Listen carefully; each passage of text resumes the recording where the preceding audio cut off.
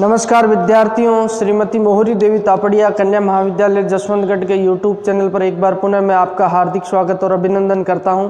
मैं प्रवक्ता चंद्र प्रकाश गुर्जर। आज की क्लास हमारी बीए प्रथम वर्ष के छात्रों हेतु इतिहास विषय की। इतिहास विषय के दौरान आज हम अध्ययन करने वाले हैं विभिन्नता में एकता। भारत में किस तरह की विभिन्नता है और उनमें किस तरीके से एकता स्थापित होती है।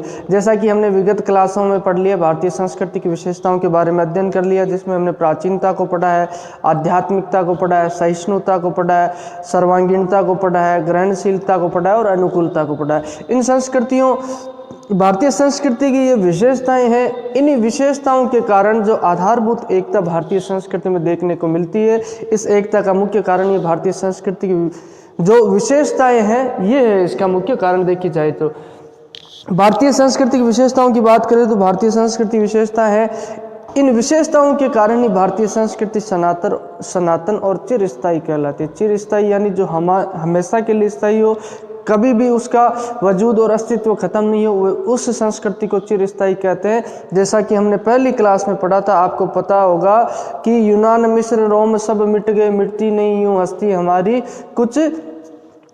कुछ बात है इसमें, मिटती नहीं यूं हस्ती हमारी, तो कुछ बात है इसमें। देखा जाए तो अन्य संस्कृतियां जैसे मिस्र रोम है, यूनान की संस्कृतियां मिट जाती है, मेसोपोटामिया की सभ्यता है, तो उन संस्कृतियों का अस्तित्व नहीं, लेकिन भारतीय संस्कृति जो निरंतर दीर्घ काल तक चलती है, भारतीय संस्कृति की विशेषताओं के कारण ही संभव हो पाता है। भारतीय संस्कृति में देखा जाए तो मूल तत्व आज तक भी विद्यमान है। जैसा कि हमने पीछे क्लासों में भी पढ़ा, मूल तत्वों की बात करें तो सिंधु घाटी सभ्यता में जो पूजा पद्धतियां थी, जिस तरह से पेड़ पौधों की पूजा होती थी, आदि शिव की पूजा होती, और वर्तमान में भी वही पूजा पद्धतियां, प्रकृति की पूजा जो करते हैं, जिसमें पहाड़ों की, पेड़ों की, नदियों की पूजा होती है, तो वो विद्यमान जो मूल तत्व होते हैं, जिसमें मुख्य बातें हैं, वो उसमें परिवर्तन नहीं हुआ। भारतीय संस्कृति में बाहर तत्वों में जो परिवर्तन अपने को देखने को मिला है, यानी जो बाहरी खाका है उसमें परिवर्तन, लेकिन मूल चीजें वही आज भी भारतीय संस्कृति में विद्यमान और बनी हुई है। तो अब आज की क्लास में जो संस्कृतियों का हमने पूर्ण अध्ययन कर लिया है, उसके पश्चात आज जो अगली क्लास है उसमें हम विविधता में एकता, किस तरीके से भारत में विभिन्नता होते हुए भी एकता बनी हुई है, उसके बारे में हम अध्ययन करेंगे। और वो एकता कौन कौन सी एकता है जिसके बारे में अध्ययन करेंगे। तो विभिन्नता में एकता, unity in diversity, unity in diversity यानी विविधता और विभिन्नता एक ही शब्द है। विविधता और विभिन्नता में जो एकता हमें दर्शाई देती है। हालांकि भारत इतना भौगोलिक देश है, इतना बड़ा देश है, इसमें विभिन्न तरह के लोग रहते हैं और इसमें कई तरह की जो प्राकृतिक विभिन्नताएं पाई जाती है, भौगोलिक विभिन्नताएं पाई जाती है, सामाजिक विभिन्नताएं पाई जाती है, धार्मिक विभिन्नताएं पाई जाती है। तो इन विभिन्नताओं के होते हुए भी भारत में किस तरीके से एकता बनी हुई है, उसके बारे में हम आज मूल रूप से अध्ययन करेंगे। भारत एक विशाल देश है, जैसा कि आपको विदित है। भारत का 3 लाख जो कितना क्षेत्रफल है, 3,42,287 वर्ग किलोमीटर जो भारत का क्षेत्रफल है। ये जो सभी को ये 3,42,000 तो राजस्थान का है, जो भारत का है जो 32,87,263 वर्ग किलोमीटर भारत का क्षेत्रफल, इतना भौगोलिक क्षेत्रफल भारत का है।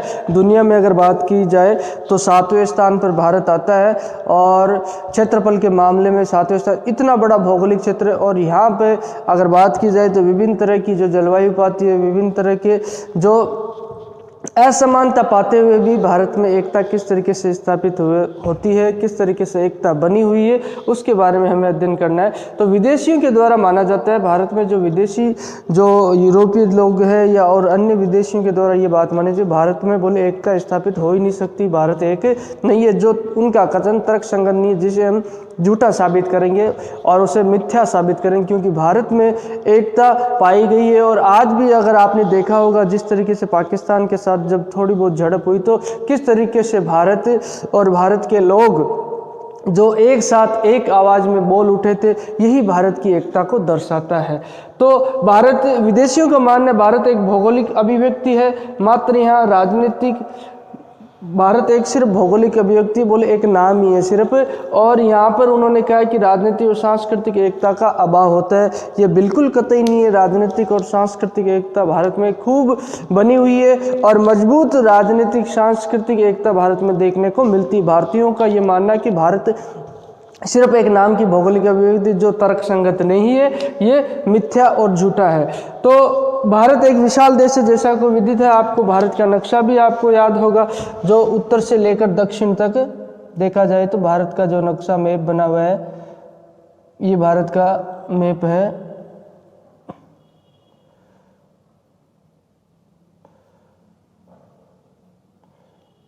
आप भी घर पे बनाने का प्रयास कर सकते हो भारत का मैप इस तरीके से।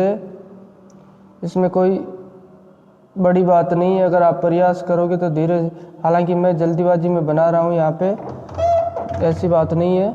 आप अपने घर पे अच्छी तरीके से जो बना सकते हो इसको, और मैं उम्मीद करता हूँ कि आप प्रयास भी करोगे घर पर मैप बनाने का। मैप बना के आप मुझे भेजोगे अच्छी तस्वीर, देखें कौन विद्यार्थी सबसे अच्छी तस्वीर भेजता है।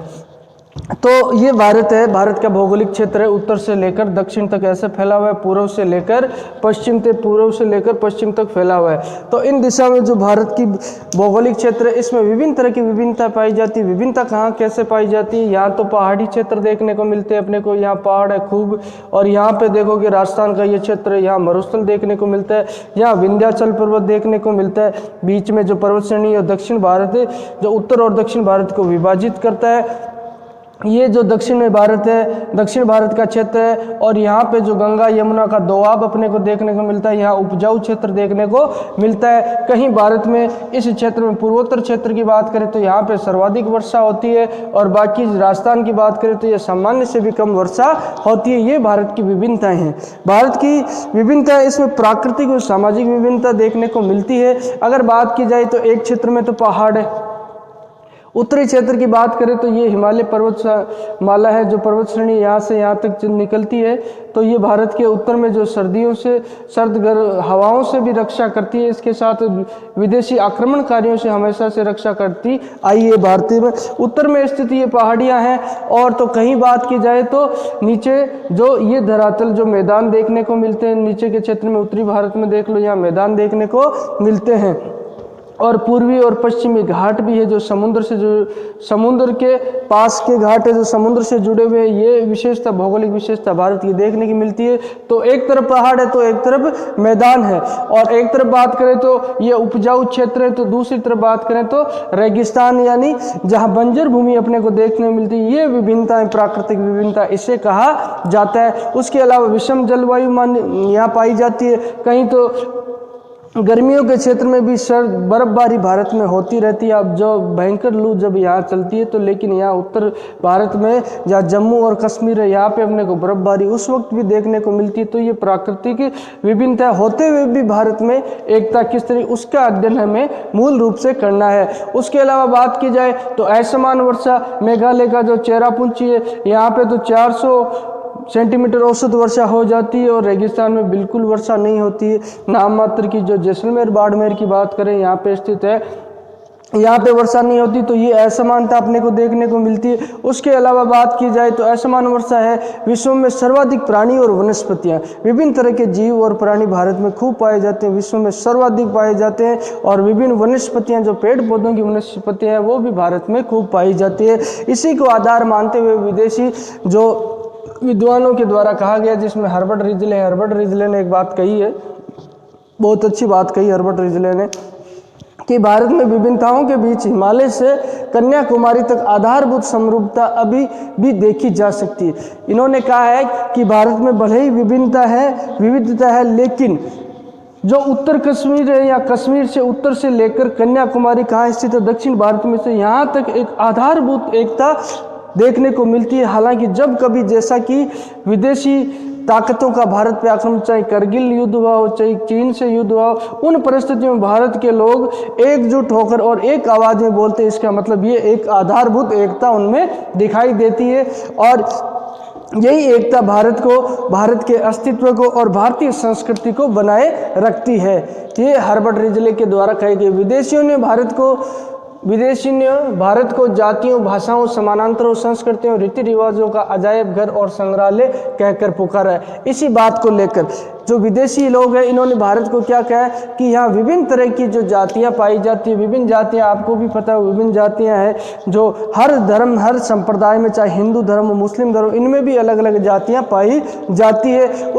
उसके अलावा कई भाषाएं जो भारत के संविधान की 8वीं अनुसूची में 22 भाषाएं सम्मिलित है, जिसमें कई हिंदी बोली जाती है, कहीं कोंकणी बोली जाती है, कहीं तमिल, तेलुगु, गुजराती, कन्नड़, पंजाबी और जो सिंधी भी बोली जाती है, और संथाली, डोंगरी, ये कई भाषाएं भारत में, विभिन्न भाषाओं का देश भारत है। तो विभिन्न भाषाएं बोली, मतांतरों यानी कई संप्रदाय, धर्म संप्रदाय और अलग अलग विचार रखने वाले लोग पाए जाते हैं, जिसमें हिंदू भी है, जैन भी है, बौद्ध भी है, सिख भी है, ईसाई भी है। और संस्कृतियाँ, विभिन्न धर्मों से संबंधित कई तरह की संस्कृतियाँ यहाँ पे प्रचलित है। उसके अलावा कई रीति रिवाज, रहन सहन, रीति रिवाजों की बात करें, अलग अलग धर्म और अलग अलग जाति के लोग, अलग अलग रीति रिवाज, इन सब की विभिन्नता होने के कारण ही भारत को विदेशियों ने अजायब घर, इन सब का अजायब घर और संग्रहालय कहकर पुकारा है। भारत की कई रीति रिवाजों की बात की जाए तो यूनेस्को जैसी संस्था के द्वारा उन्हें चिन्हित किया गया है, और जो वर्ल्ड रिकॉर्ड बुक है उसमें कई चीज़ें हैं जो उनका जिक्र मिलता है। यही भारत की विभिन्नता है और उसी में एकता दर्शाई गई है।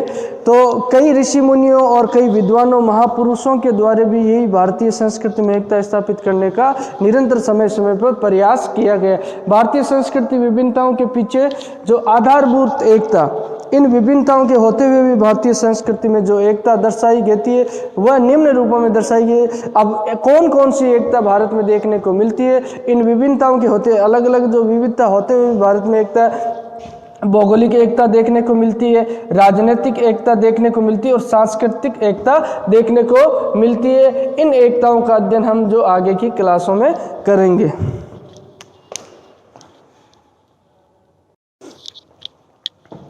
तो विद्यार्थियों, आज की क्लास में हमने जो विविधताओं में एकता, जो बात करें यूनिटी इन डाइवर्सिटी को पढ़ा है, और किस तरीके भारत में भौगोलिक विभिन्नताएं पाई जाती है, राजनीतिक विभिन्नता पाई जाती है, सामाजिक विविधता, धार्मिक विविधता, कई तरह की विभिन्नताएं पाई जाती है, फिर भी भारत में एकता कैसे बनी हुई है। इसे इन विभिन्नताओं के पीछे जो आधारभूत एकता दर्शाई गई है वो 3 रूपों में हम पढ़ेंगे, जिसकी बात करें भौगोलिक एकता, राजनीतिक एकता और सांस्कृतिक एकता, जो भारतीय विभिन्नताओं में विभिन्नता होते हुए भी भारत में जो दिखाई देती है उसके बारे में अध्ययन करेंगे। बोलिए, यहाँ तक आपको कोई चीज़ समझ में नहीं आई हो, किसी तरह की समस्या हो, शंका हो तो आप निसंकोच पूछ सकते। उम्मीद करता हूँ कि बेहतर तरीके से आपको समझ में आया होगा। तो आज की क्लास के लिए बस इतना ही, और सभी विद्यार्थियों का पुनः एक बार बहुत बहुत धन्यवाद।